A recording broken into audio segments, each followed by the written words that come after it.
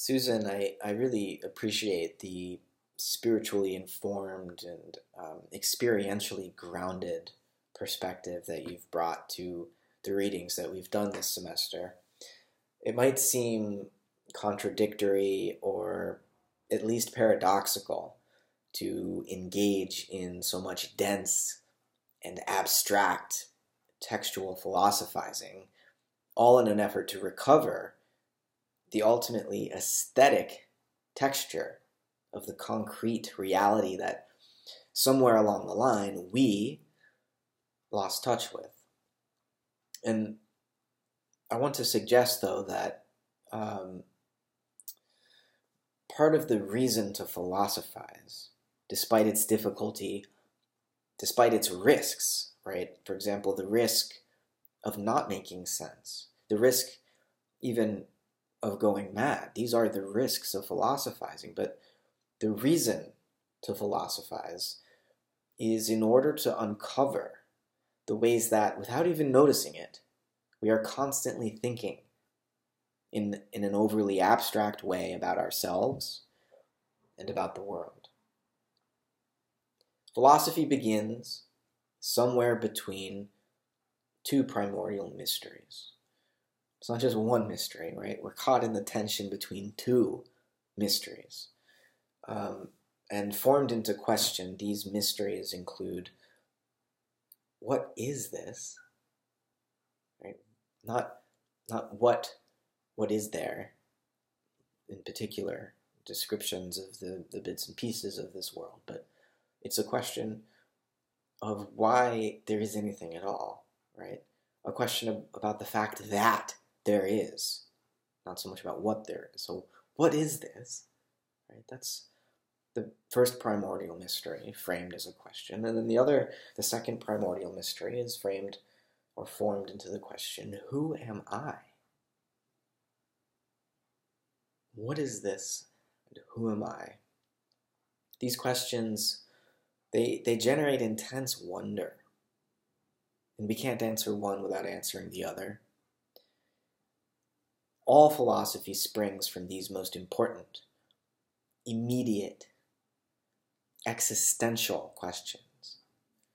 And while most people do not journey down the rabbit hole in search of wisdom, most people do not willingly push their experience, whether it's practical experience or theoretical experience, beyond the limits of everyday egoic life.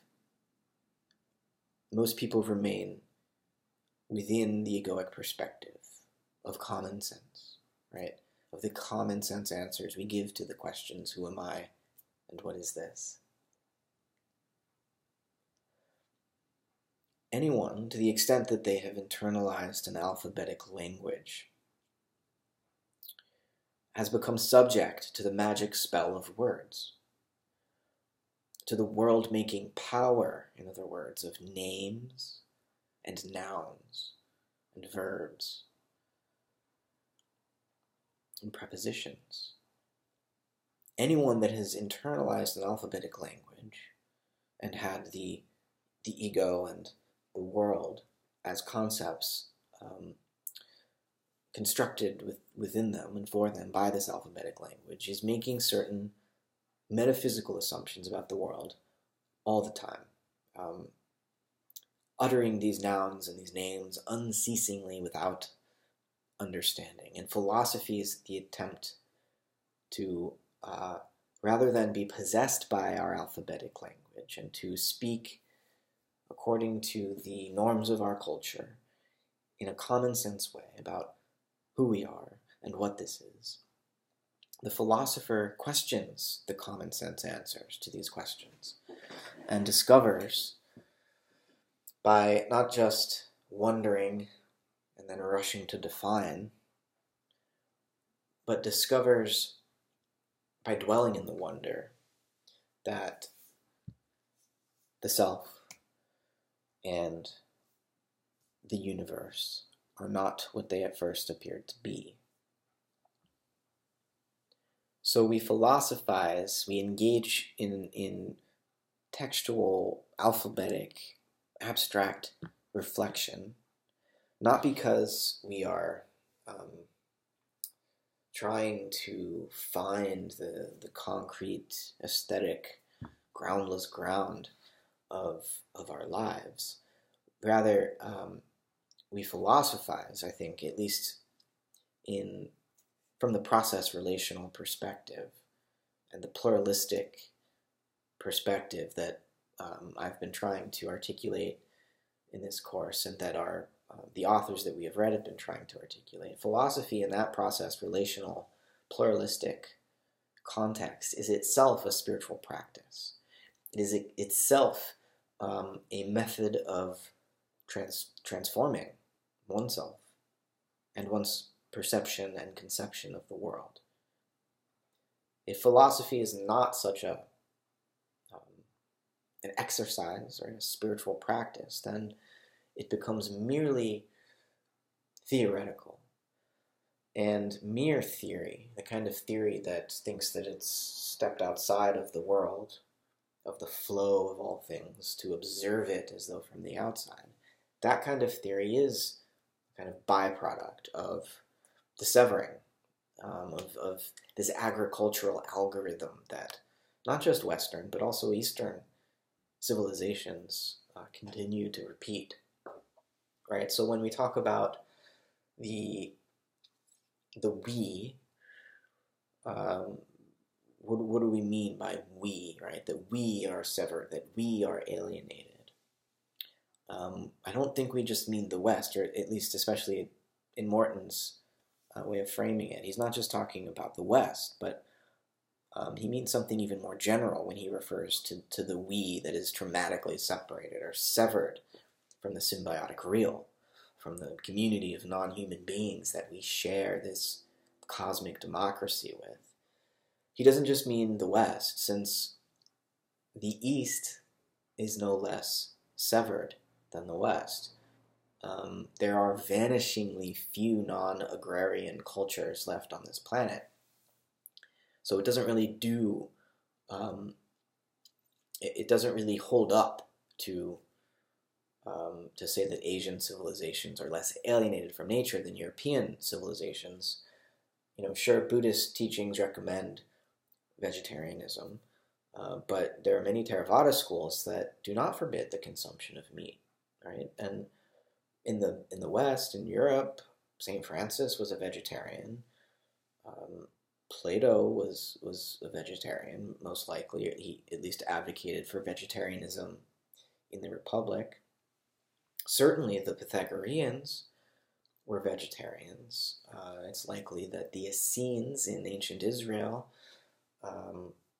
Jesus may have been an Essene, they were likely vegetarian. So, I suppose Israel is more east, but it's the origins of the West, right? And in Greece, there's vegetarianism across East and West, so there's a sense of solidarity with at least animals.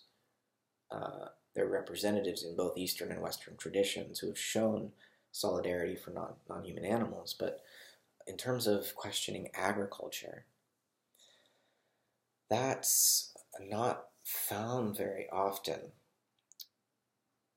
until the 20th and 21st century. Because it's such a background presence to our everyday lives. We stop thinking about where our food comes from, and food is the most concrete form of relationship that we have with the symbiotic real, right? Food, and maybe right next in line for the most concrete, the most visceral, the most embodied connection we have to the symbiotic real would be sex, right? So eating and reproducing, consumption, reproduction, these are the main valves, right, that through whose pumping we maintain some form of continuity with and ongoingness with the ecosystem within which we're embedded. And so the agricultural revolution, the severing of ourselves from what we eat, in this sense that the human is somehow above what it eats, the loss of a sacred ritual dimension, and yet the Eucharist, this notion of eating God as a primary sacrament continues to exist and be practiced in modern day religions, right?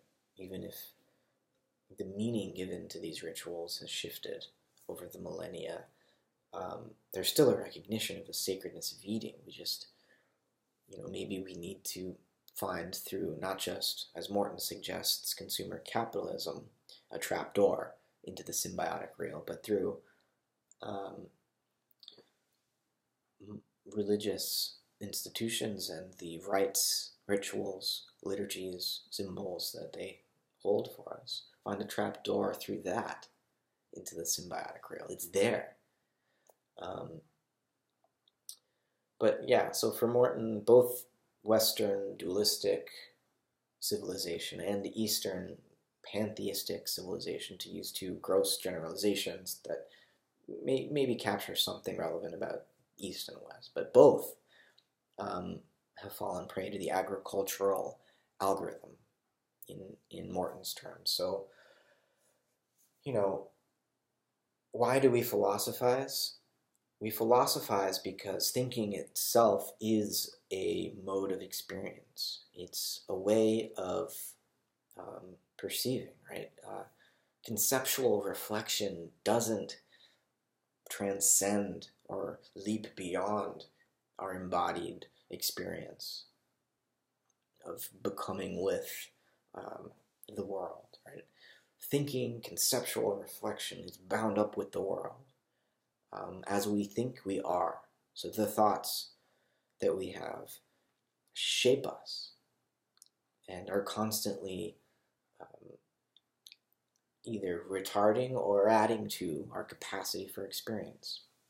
So rather than think of philosophy as some sort of abstract pursuit that disconnects us, we have to re-engage in a participatory way with, the wisdom that we are and the wisdom that is dwelling in all things, and perceive and conceive of it as integral to the becoming and the relationality of reality rather than transcending it.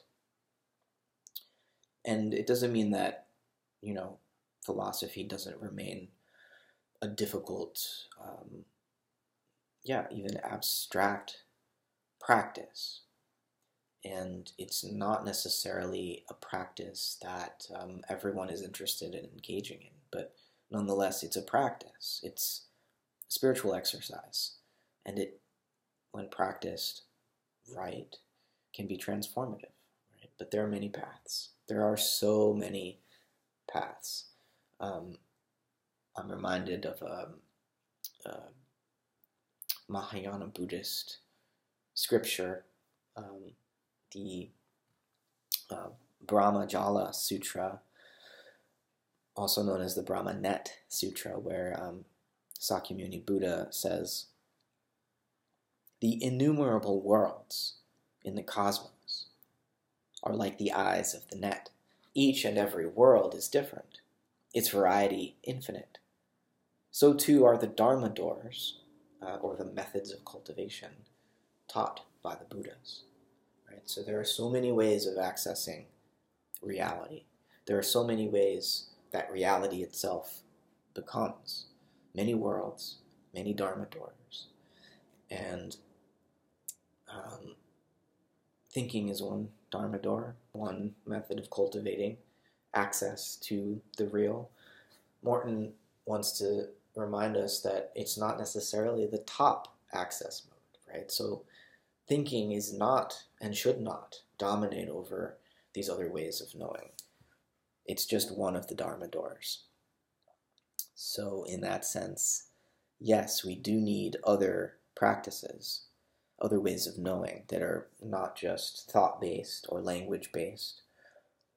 But at the same time, as I began this video, and I apologize for its length, but as I began this video talking about the way that, to the extent that we've learned an alphabetic language, we are already making assumptions about the structure of the world based on abstractions that we habitually reproduce in our language, in our everyday ways of speaking about the world. So philosophy isn't what sets us in an abstract direction. Philosophy is beginning in the context of a common language, a common way of speaking that's already abstract.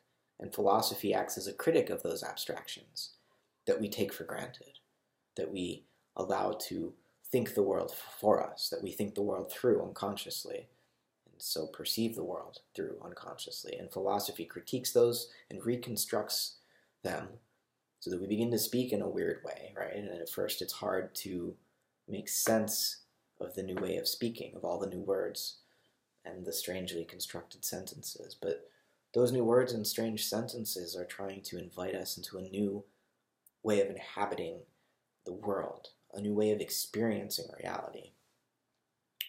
But again, it's just one of many Dharma doors.